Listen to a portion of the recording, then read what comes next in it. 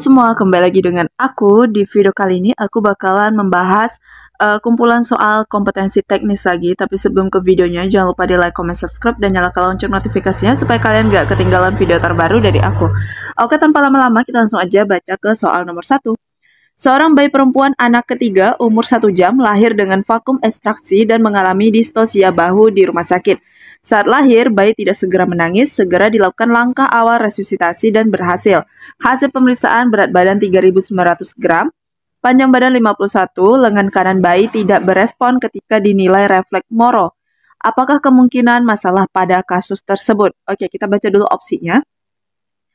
A. Cacat bawaan, B. Cerebral palsy, C. Aspeksia sekunder, D. Trauma kelahiran, E. Gangguan saraf sensorik.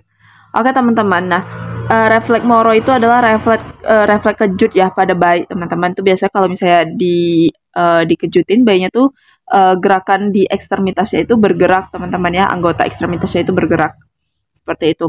Nah riwayat persalinannya itu adalah mengalami distosia bahu. Nah distosia bahu itu dimana bahu itu nyangkut ya teman-teman. Nah nyangkut di bagian panggul ibu teman-teman ya, sehingga bisa mengalami trauma kelahiran teman-teman. Nah salah satunya apa, bisa fraktur klavikula seperti itu. Nah jadi kemungkinan masalah pada kasus ini itu adalah D. Trauma kelahiran. Penyebabnya apa? Adalah distosia bahu. Jadi untuk soal ini jawaban yang tepat itu adalah yang D, poin 5-nya. Oke, next kita lanjut ke soal nomor 2. Oke teman-teman, next kita lanjut ke soal nomor 2.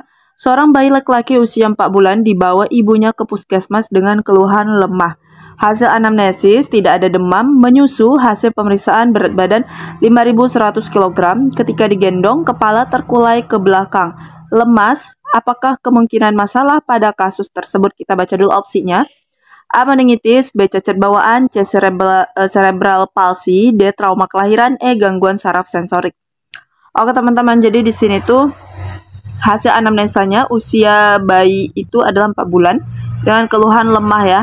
Kemudian tidak ada demam dan juga menyusu dengan baik. Kemudian kepalanya itu terkulai ke belakang teman-teman, alias otot-ototnya itu lemah ya, otot-otot kepalanya itu. Kira-kira apa sih kemungkinan pada masalah pada kasus ini? Nah, untuk jawaban yang terbaik itu adalah yang C, cerebral palsy, teman-teman. Nah, itu jawaban yang paling tepat. Jadi, tanda khas cerebral palsy itu adalah lemas ketika digendong kepala terkulai ke belakang. Jadi, palsy itu sendiri adalah kelemahan otot-otot, teman-teman ya. Nah, untuk soal ini, jawaban yang paling tepat itu adalah yang C, poin 5-nya. Next, kita lanjut ke soal nomor 3. Oke teman-teman, kita baca lagi soal nomor 3. Bidan Puskesmas sedang melakukan penyuluhan tentang sadanis pada para ibu pus di balai desa. Penkes tersebut menggunakan audio visual.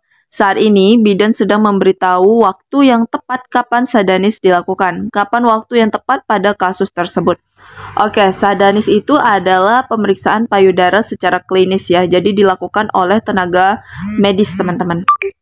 Nah, kira-kira kapan waktu yang tepat untuk melakukan sadanis ini? Nah, opsinya ada A. Pagi hari, B. Saat ovulasi, C. 7-10 hari setelah haid, D. Tidak berbatas waktu, E. Menjelang menstruasi. Oke, jadi sadanis ini tujuannya untuk mendeteksi dini kanker payudara ya teman-teman, tapi dilakukan oleh tenaga medis. Jadi ada sadanis dan juga ada sadari teman-teman. Kalau sadari itu kita periksa sendiri, tapi kalau sadanis itu diperiksa oleh tim medis teman-teman ya.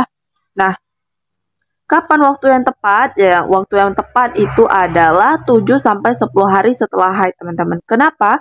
Karena pada waktu tersebut kepadatan payudara itu berkurang sehingga benjolan berukuran kecil pun dapat diraba teman-teman ya. Jadi jawaban yang paling tepat adalah yang C untuk poin 5-nya. Next kita lanjut ke soal nomor 4. Oke teman-teman, kita next ya ke soal nomor 4. Seorang perempuan usia 27 tahun, G2P1A0, usia kehamilan 38 minggu datang ke PMB dengan keluhan keluar air dari janin lahir. Hasil anamnesis, mules semakin sering dan seperti mau BAB. Hasil pemeriksaan tekanan darah 110/70, nadi 88, pernafasan 20, suhu 36,8, TFU 25 cm, penurunan kepala 2/5, DJJ 142, kontraksi 3 kali 10 menit selama 42 detik, pembukaan 9 cm, ketuban negatif, ubun-ubun kepala di depan. Apakah tindakan yang tepat pada kasus tersebut? Oke, jadi Hasilnya itu datang ke PMB dengan pembukaan 9 dan ketubannya udah pecah, teman-teman. Dan ternyata ubun-ubun kecilnya itu sudah di depan. Nah, teman-teman, jadi ini berarti kan mau mendekati yang namanya kala 2 ya, yaitu mulai dari pembukaan 10 sampai dengan lahirnya bayi. Itu disebut kala 2, teman-teman. Nah, jadi karena ini ketubannya udah nggak ada lagi ya, kemudian ubun-ubun kepala juga di depan, pembukaannya 9, teman-teman. Itu yang harus kita lakukan adalah pantau tanda dan gejala kala 2, teman-teman ya. Apalagi dia G2 nih, seperti itu. Jadi bisa jadi dia sudah mau memasuki kala 2, jadi harus bidannya siap siaga nih untuk persiapan asuhan kala 2 seperti itu, teman-teman. Jadi untuk poin 5-nya itu adalah yang C ya. Lanjut ke soal yang terakhir. Oke, teman-teman, kita lanjut ke soal yang terakhir. Kita baca bareng-bareng. Seorang bayi perempuan usia 1 bulan dibawa ibunya ke puskesmas dengan keluhan bayinya setiap habis minum keluar gumoh. Hasil anamnesis dengan ibunya, ibu khawatir bayi tersedak. Hasil pemeriksaan berat badan 3.650, berat lahirnya 3.200. Suhu 36,8, gerakan aktif. Bidan memberi penjelasan tentang hal-hal yang perlu dihindari saat menyusu. Apakah yang perlu dihindari pada kasus tersebut? Oke, ada bayi ya, bayi perempuan usia 1 bulan, kemudian datang ke puskesmas dengan keluhan gumoh. Gumoh tuh beda ya sama muntah ya, teman-teman, tapi gumoh tuh kayak dia habis nyusu, keluar cairan, keluar susunya gitu dari mulutnya. Seperti itu. Tapi dia bukan muntah ya, teman-teman. Ya, pasti kalian udah tahu lah gumoh tuh apa ya. Nah, di sini ibunya itu khawatir, takut bayinya tersedak akibat gumohnya tersebut. Nah, jadi si bidan ini memberikanlah beberapa penjelasan ya yang harus dihindari saat menyusu. Kira-kira apa aja nih yang perlu dihindari pada kasus tersebut? Kita lihat dulu opsinya. A. Menyendawakan, B. Bergantian payudara, C. Menggunakan pakaian yang longgar, D. Meninggikan kepala bayi, E. Mengupayakan sampai puas dan kenyang. Oke, jadi ini jelas banget ya jawabannya itu adalah yang E. Mengupayakan sampai puas dan kenyang, itu yang perlu dihindari. Takutnya apa? Hal ini dapat menyebabkan reflux reflux cairan yang telah masuk. Jadi sakingnya dia kenyang banget, teman-teman, takutnya nanti dia muntah. Ya, apalagi kalau misalnya tidak disendawakan, nanti dia muntah. Takutnya cairan susunya itu bisa masuk ke paru-paru seperti itu. Kalau udah masuk ke paru-paru, itu bisa menyebabkan cyanosis, bahkan kematian pada si bayi, teman-teman ya. Jadi yang perlu dihindari itu adalah mengupayakan menyusu sampai puas dan kenyang ya. Seperti itu. Nah, hal yang harus dilakukan setelah menyusu ya, teman-teman, jelas menyendawakan ya, supaya dia tidak muntah seperti itu atau gumoh. Nah, kemudian bergantian payudara ini juga ya, teman-teman, supaya apa? Produksi payudaranya itu bisa produksi ASI-nya itu bisa balance. Nah, kemudian yang C, menggunakan pakaian yang longgar ini juga demi kenyamanan ibunya ya.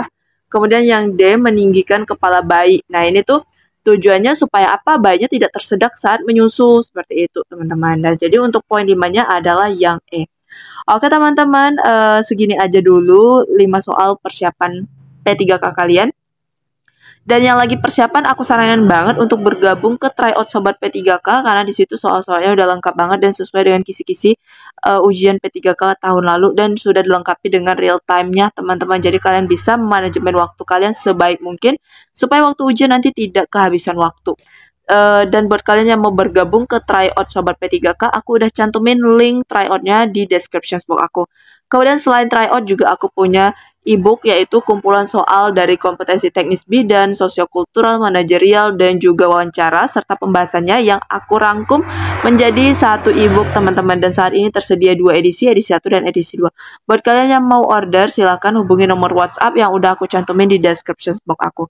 Oke, teman-teman, segini aja. Dan oh ya, satu lagi, aku punya akun TikTok baru, yaitu namanya Soal Bidan, dan kalian bisa follow akun TikTok itu untuk mempelajari soal-soal P3K yang berdurasi singkat, teman-teman. Dan ya, segitu aja dari aku. Terima kasih banget yang udah subscribe, yang udah nonton. Yang belum subscribe, jangan lupa di subscribe dan dinyalakan lonceng notifikasinya supaya kalian gak ketinggalan video terbaru dari aku. Dan juga jangan lupa di share video ini ke teman-teman kalian yang lain. Terlebih kurang aku mohon maaf. See you next video. Bye-bye.